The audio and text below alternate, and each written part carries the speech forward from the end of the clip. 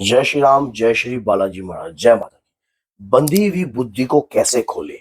अगर आपकी बुद्धि बंधन में है या बुद्धि के ऊपर कोई ऐसी शक्ति बिठाई गई है जिसके बारे में आप नहीं जानते हो, और उस बुद्धि के पहले ये बुद्धि जो थी वो ऐसे काम करती थी, चाहे वो व्यापार में हो, चाहे कारोबार में हो, या किसी के व्यक्ति के प्रति कुछ भी कार्य करने के प्रति कुछ भी उसको ज्ञान देना, कोई बात करना, तो अच्छे तरीके से बुद्धि विवेक जो था आपका काम करता था। लेकिन अब कुछ समय से ऐसा हो गया है कि जैसे मेरी बुद्धि का बंधन किया गया है, मेरी बुद्धि में सुइयां चुभती हैं, मेरी बुद्धि में माइग्रेन जैसा दर्द महसूस होता है, आधे शरीर हिस्से के अंदर दर्द सा बना रहता है। रिपोर्ट में जब जाते हैं, करवाते हैं, तो रिपोर्ट में कुछ नहीं आता है। ऐसी बहुत जगह भी हम जा चुके हैं जिसके कारण बुद्धि जो है मानो काम नहीं करती है। कुछ समय से मानो थोड़ा याद रहता है, फिर भूल जाते हैं, गजनी जैसा महसूस होता है। समझ गए? तो अगर कुछ शॉर्ट मेमोरी हो जाती है, मान लो कुछ भूल जाते हो, बात बात में ये चीज यहाँ रखनी थी, यहाँ रखनी थी, मान लो कुछ भी चीजें जो है, लेन देन का हिसाब जो है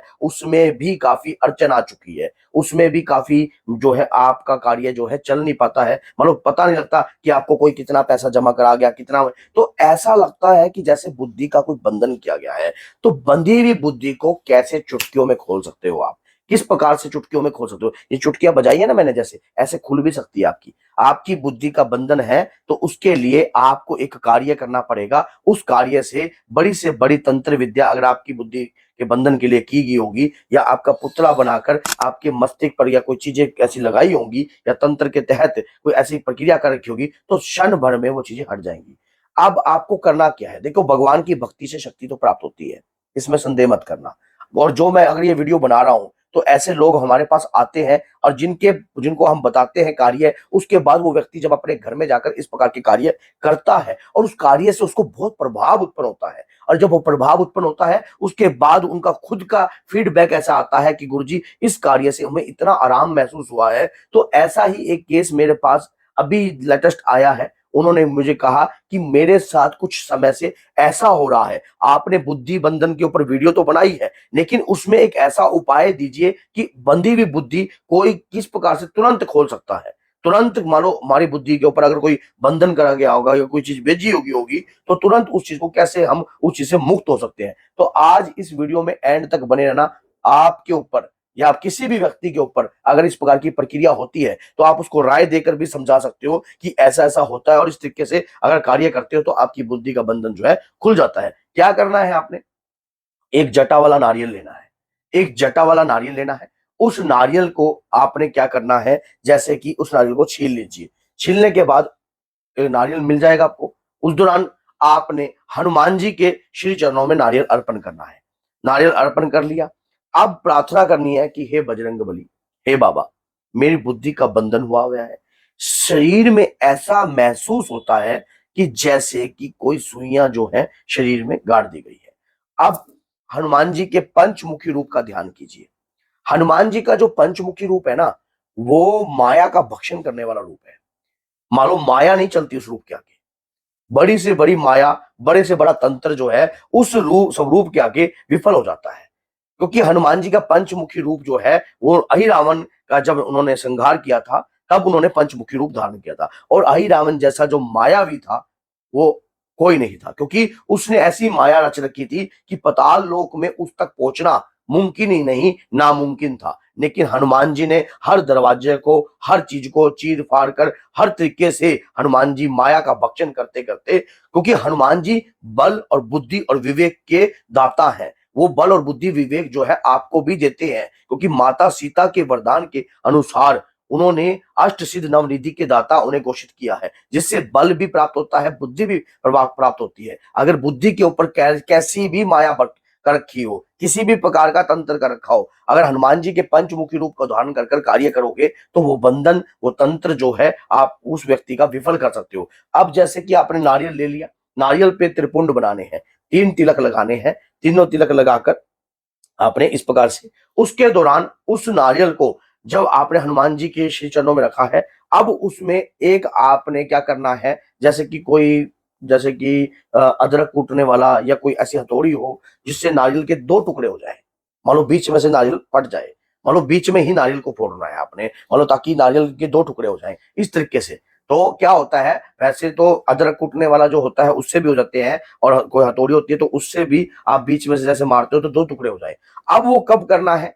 जब आप हनुमान चालीसा का पाठ करते हो, उसमें कहता है बल बुद्धि विद्या देव मोहि हरु कलेश विकार। इस चौपाई का जाप करके कि हे प्रभु, बल बुद्धि विवेक मुझे दो, और मेरे अंतर के जितने भी क्लेश हैं, जितने भी मेरे अंतर में विकार हैं, चाहे वो तंत्र के हों, चाहे वो मंत्र के हों, चाहे क्रियाकल्प के हों, चाहे उर्त रूप की क्रिया करी हो, या किसी भी प्रकार से या अघोर क्रिया करके वो क्रिया मेरे ऊपर बिठाई गई हो, तो हे प्रभु, बल बुद्धि विद्या देव मही हरु कलेश विकार। इस प्रकार से करते करते आपने कम से कम इस नारियल को अपने ऊपर से 21 बार मारना है क्लॉकवाइज। बल बुद्धि विद्या देव मई हरु कलेश विकार, बल बुद्धि विद्या देव मई हरु कलेश विकार, बल बुद्धि विद्या देव मई हरु कलेश विकार। इस प्रकार से आपने कार्य कर लिया।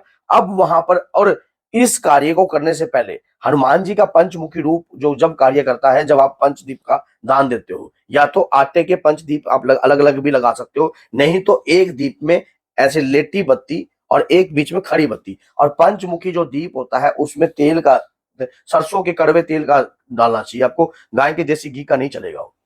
लगाकर उसके बाद आपने इस प्रकार से कोई भी अज्ञात शत्रु, जो भी शत्रु के बारे में आप जानते नहीं हो, मानो जिसने किसी ने भी आपके ऊपर क्रिया करी है, क्रियाकलाप बिठाया है, ऐसे अज्ञात शत्रु का ध्यान करना है कि हे हनुमान जी महाराज, हे वीर बजरंगी, मैं उस अज्ञात शत्रु का ध्यान कर रहा हूं जिसने मेरे ऊपर किसी भी प्रकार का लेन देन के तहत या किसी कारोबार के तहत मेरे ऊपर कोई भी क्रिया बिठाई हो या कोई भी तंत्र किया गया हो, तो आज इसी प्रक्रिया के द्वारा उस तंत्र का भक्षण कर दीजिए, उस तंत्र को स्तंभित कर दीजिए। हे दादा हनुमान, ऐसी प्रार्थना कर कर जोर से उस ऊपर नारियल पे ऐसे मार देना है, उसके 2 टुकड़े हो जाए। अब टुकड़े हो गए। अब टुकड़े जो भी हुए हैं, अब उसके जो उसका जो जल है, उस जल का तो आप मान लो पीना नहीं है, मान लो कहीं भी बहते दरिया में उस जल को प्रवाहित कर दीजिए। अब उस दौरान जो आपके 2 टुकड़े हुए हैं उस नारियल के, उसके अंदर भीमसेन कपूर रखकर, एक पर आपने जायफल रखना है और एक पर पान का पत्ता रखना है, उसके अंदर 7 लौंग और एक भीमसेन कपूर, ये दोनों लेकर आपने इन दोनों को प्रज्वलित कर देना है, मान लो जला देना है। ये प्रक्रिया लगातार कम से कम 7 शनिवार आपको करनी है। मैं कह रहा हूं, कितनी से बड़ी तंत्र विद्या आपके ऊपर करी गई हो, कैसी भी करी गई हो, क्योंकि हनुमान जी का अगर पंचमुखी रूप का आह्वान भी किया जाता है ना, दुष्टों का नाश करने के लिए, तो हनुमान जी की कृपा उस व्यक्ति के साथ, उस भक्त के साथ सदैव होती है। क्योंकि जब आपको पता है कि पाताल लोक में जब ले गया था अहिरावण, भगवान राम और लक्ष्मण भैया को, तब एकदम ऐसा माहौल बन गया था। ये क्या हुआ? तब हनुमान जी ने ये नहीं देखा कि क्या है, तुरंत धरती को चीरते हुए पाताल लोक पहुंच गए। तो भक्त पर जब आन आती है और वो अपने प्रभु को पुकारता है, तो इस बात को याद रखना, जब आपके ऊपर इस प्रकार का बुद्धि बंधन कर कर कोई मायावी आपका हरण कर रहा है, तो हनुमान जी का पंचमुखी रूप आपकी रक्षा करेगा। ये कार्य करके देखिए, लाभ इतना है कि पूछिए मत। कि अगर वीडियो अच्छी लगती है तो लाइक कीजिए, शेयर कीजिए और चैनल को सब्सक्राइब कीजिए, ताकि और भी ज्ञानवर्धक वीडियो आपके लिए लाने की पूर्ण कोशिश करते रहें। तो बोलिए जय सीताराम, जय श्री बालाजी, जय माता।